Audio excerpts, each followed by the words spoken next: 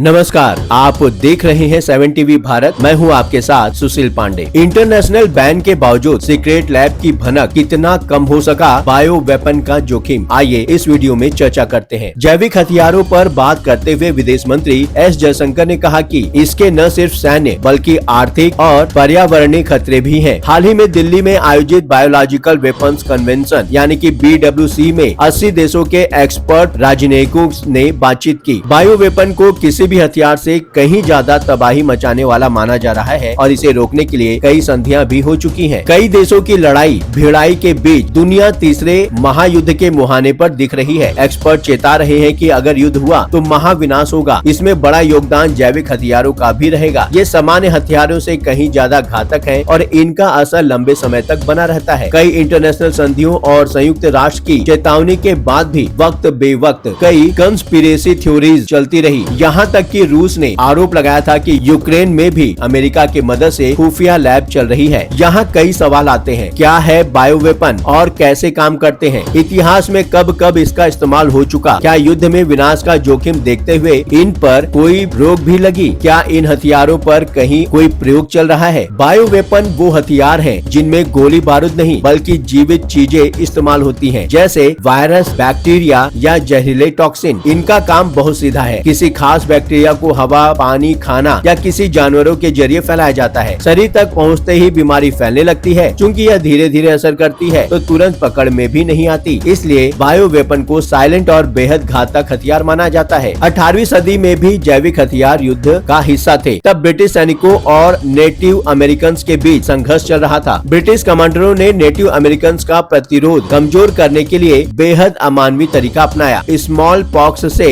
संक्रमित कंबल बांटना। उन्होंने जानबूझकर ऐसे कंबल और रुमाल नेटिव प्रतिनिधियों को गिफ्ट के रूप में दिए जिन्हें पहले स्मॉल पॉक्स के मरीजों ने इस्तेमाल किया था। तब स्मॉल पॉक्स की कोई दवा नहीं थी। बीमारी फैली और काफी मौतें हुई। ये पहला दर्ज बायो अटैक था। वियतनाम और अमेरिका युद्ध में भी बायोलॉजिकल असर करने वाले केमिकल हथियार इस्तेमाल किए गए। एजेंट ऑरेंज नाम से इस रसायन को एयरक्राफ्ट के जरिए फसलों पर छिड़क दिया गया। यह इंसानों के लिए बेहद घातक साबित हुआ। लाखों वियतनामी कैंसर और त्वचा की गंभीर बीमारियों का शिकार हो गए। बाद में अमेरिका ने खुद ये बात स्वीकार की। जैविक हथियारों को दुनिया ने सबसे खतरनाक हथियारों में से एक माना, जो बहुत कम खर्च पर भारी तबाही मचा सकता है। इस पर रोक लगाने के लिए नियम भी बने। साल 1925 का जेनेवा प्रोटोकॉल समझौता पहला समझौता था जिसमें जैविक हथियारों के इस्तेमाल पर रोक लगाने को कहा गया, लेकिन ये हथियार बनाने पर रोक नहीं लगाता था। 70 की शुरुआत में बायोलॉजिकल वेपन्स कन्वेंशन हुआ, जो अहम ग्लोबल संधि है। इसके तहत कोई भी देश जैविक हथियार न बनाएगा, न रखेगा और न ही इस्तेमाल करेगा। हर 5 साल में देशों की बैठक होती है ताकि नई बीमारियां, तकनीक और खतरों को देखते हुए नियमों को मजबूत किया जा सके। कोई भी देश आधिकारिक तौर पर नहीं मानता है कि वह जैविक हथियार बना रहा है, क्योंकि BWC संधि के तहत ऐसा करना गैर कानूनी है। लेकिन खतरा इतना बड़ा है कि इसके आसपास कई कंस्पिरेसी थ्योरीज हमेशा चलती रहती है। मसलन बड़ी शक्तियां गुपचुप तौर पर वायरस पर रिसर्च कर रही हैं, या कई लैब्स में डुअल यूज तकनीक होती है जिसमें पैथोजन पर हुआ शोध दवाओं के लिए भी इस्तेमाल हो सकता है और हथियारों के लिए भी। रूस और पश्चिमी देश भी अक्सर एक दूसरे पर आरोप लगाते रहे हैं कि वे बायो वेपन टेस्ट कर रहे हैं। यहाँ तक कि कोरोना के समय भी लैब लीक की बात फैली थी, लेकिन इसके सबूत नहीं मिल सके। हाल के रूस यूक्रेन युद्ध को भी लें तो साल 2022 में रूस ने दावा किया था कि अमेरिका कीव में सीक्रेट बायो वेपन्स पर काम कर रहा है। हालांकि यूक्रेन और अमेरिका दोनों ने ही इससे इनकार कर दिया। संयुक्त राष्ट्र ने भी रूसी दावों की जांच की और कहा कि यूक्रेन में जैविक हथियार प्रोग्राम का कोई प्रमाण नहीं है। अगर तीसरा युद्ध छिड़ भी जाए तो इसकी संभावना बहुत कम है। नियम के मुताबिक सभी देशों के पास डिटरेंस का अधिकार है। अगर कोई देश बायो हमला करता है तो उसके खिलाफ परमाणु तक इस्तेमाल हो सकता है। इसके अलावा सबसे बड़ी बात यह है कि यह हथियार खुद हमलावर को भी मार सकता है। कोई भी सरकार इतना बड़ा जोखिम नहीं लेना चाहेगी। उसका छोड़ा वेपन खुद उसके देश में फैलकर लाखों जाने ले ले। हमारे हर वीडियो पर किया गया आपका कमेंट आपको 7 टीवी भारत के वर्चुअल डिबेट शो में आने का मौका देता है। अपनी बात रखना चाहते हैं तो वीडियो को पूरा देखिए और बस कमेंट करें। शायद अगले 7 टीवी भारत के शो में आप हो। चैनल को सब्सक्राइब करें, बेल बटन दबाएं और अभी जुड़ें 7 टीवी भारत के साथ। अब बारी है आपकी। इस विषय पर अपनी राय हमसे जरूर साझा करें। कमेंट बॉक्स में आपके विचारों का स्वागत है। वीडियो पसंद आया हो तो वीडियो को लाइक करें। लगातार खबरों के लिए बने रहिए 7 टीवी भारत के साथ।